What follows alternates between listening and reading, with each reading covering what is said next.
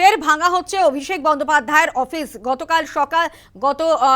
আপনারা জানেন যে গতকাল সকাল থেকে আমরা দেখেছিলাম অভিষেক বন্দ্যোপাধ্যায়ের কার্যালয় কার্যত বুলডোজার অ্যাকশন চলেছিল এবং আজও কিন্তু সেটা জারি রয়েছে। ফের ভাঙা হচ্ছে অভিষেক বন্দ্যোপাধ্যায়ের অফিস।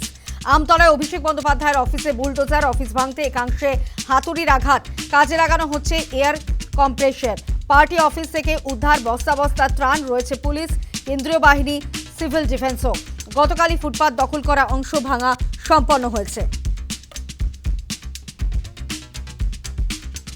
অভিষেক বন্দ্যোপাধ্যায়ের আমতলার অফিসে বুলডোজার, বেআইনিভাবে ফুটপাত দখল ভাঙল প্রশাসন।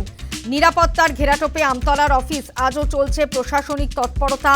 ফের ভাঙা হচ্ছে অভিষেক বন্দ্যোপাধ্যায়ের অফিস। প্রতিবেদন তুলে ধরেছেন আমাদের প্রতিনিধি গোপাল মন্ডল।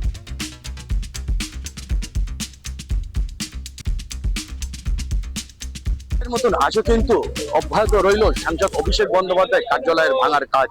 গতকাল বুলডোজার নিয়ে আসা হয়েছিল এই সাংসদ অভিষেক বন্দ্যোপাধ্যায়ের কার্যালয় ভাঙার জন্য।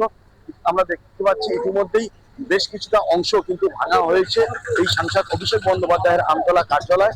পাশাপাশি ফুটপাতে দখল করে যতটুকুনি রাখা ছিল সেটাও কিন্তু ভেঙে দেওয়া হয়েছে। গতকাল থেকেই এই অফিস থেকে একাধিক আসবাবপত্র সহ যে সমস্ত গুরুত্বপূর্ণ নথি রাতেই কিন্তু নিয়ে যাওয়া হয়েছে প্রশাসনের পক্ষ থেকে। আজও কিন্তু সেই জিনিসপত্র নিয়ে যাওয়ার কাজ শুরু অব্যাহত রয়েছে। ইতিমধ্যে দেখা যাচ্ছে যে সাদা কাপড় এবং হচ্ছে গিয়ে শাড়ি বস্তাবন্দি কিন্তু একের পর এক বস্তা নিয়ে আসা হচ্ছে প্রশাসনের পক্ষ থেকে।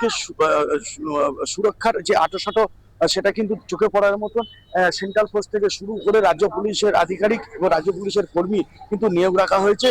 এসটিএফেরও কিছু কর্মী নিয়ে আসা হয়েছে, তারা কিন্তু ইতিমধ্যে ভিতরে রয়েছে। আর কিছুক্ষণের মধ্যেই এই বিল্ডিংকে বাঁশের সাহায্যে ভাড়া বাঁধা হবে, তারপরেই কিন্তু ভেঙে দেওয়া হবে। শুধু সময়ের অপেক্ষা এই বিল্ডিংটা আস্ত থাকে না ভেঙে গুড়িয়ে দেওয়া হয়। আমতলা থেকে গোপাল মন্ডল, নিউজ টাইম। অভিজিৎ দাস ববি তিনি এই প্রসঙ্গে কি জানাচ্ছেন শোনাবো। বলছে না 2031 সালে কেউ প্রতিশোধ নেবে। আরে ওই কথাটা আমরা বলতাম যে আমরা সায়েন্সের ছেলে, each and every action has an equal reaction, এটা নিউটনের থার্ড ল।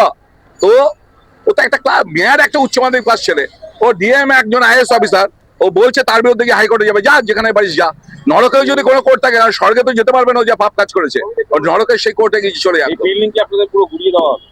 অবশ্যই বেআইনি বিল্ডিং, অবৈধ এমপির অবৈধ বিল্ডিং ভেঙে দেওয়া হবে। ছাপ্পা ভোটে জেতা অবৈধ সাংসদ, তার অবৈধ বিল্ডিং, যেটা একটা বেকারিকে পুড়িয়ে রাতারাতি পুড়িয়ে সেই 40-45 জন মুসলিম পরিবারকে আর খুঁজে পাওয়া যায়নি, মুসলিম শ্রমিকদের পরিবারকে খুঁজে পাওয়া যায়নি। এই বিল্ডিং সম্পূর্ণ অবৈধ, কোনো পারমিশন নেই। আপনাদের আমি পাঠিয়েছি যে 3 মাস ধরে ওদের নোটিশ করা হয়েছিল। এই বিল্ডিং লিভস অ্যান্ড বাউন্ডসের নামে কেনা হয়েছিল। লতা ব্যানার্জি এবং অমিত ব্যানার্জিকে অনেকবার নোটিশ করেছিল, আসেনি।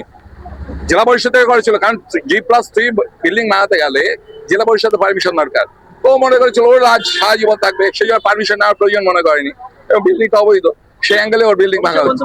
গতকালকে একদম বলেছেন যে আপনার নাম করে বলেছে যে যারা যিনি প্রার্থী হচ্ছে তাদেরকে শান্তি করা হচ্ছে, ভেতরে ঢুকেছে। তো আমার নাম নেয়নি, ওর নাম নেওয়ার মতো ইচ্ছা তো যোগ্যতা আছে আমার নাম নেওয়ার মুখে। ও আমার বলেছে দুবারে হেরে যাওয়া সাংসদ। হ্যাঁ, ওর ক্রিমিনাল বাহিনী, পুলিশ বাহিনী, ইলেকশন কমিশন তো পারচেস করেছিল। আমি তো রাজীব কুমার, যে আগে যিনি জ্ঞানেশ কুমার ছিলেন, তার এগেন্স্টে তো আমি ভিজিলেন্সে কমপ্লেন করেছি। অভিষেকের পুরো কাজ করেছে। আমি আরই আফতাব সিও তার বিরুদ্ধে করেছি, যার ফলে তো এবারে ভোটটা এত সুন্দরভাবে হয়েছে। ইলেকশন কমিশনার ভয় হোক,